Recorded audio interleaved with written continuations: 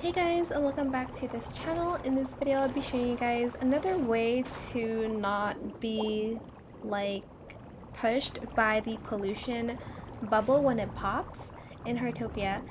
So I don't know if it's worth it, but I've seen people do this maybe to save more time. I'm not sure though. I feel like it's just more efficient to swim in the yellow bubble.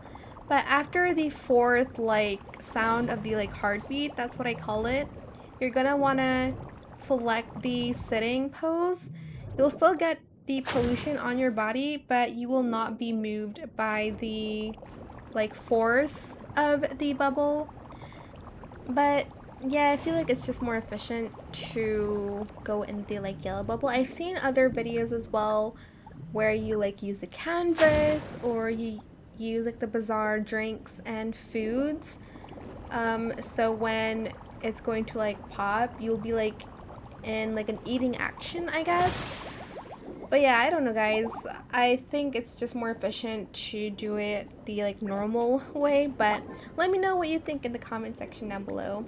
Don't forget to like, comment, share, and also subscribe to this channel. And if you found this video helpful, please click the thanks button as well. That is it. Thank you so much for watching. Bye.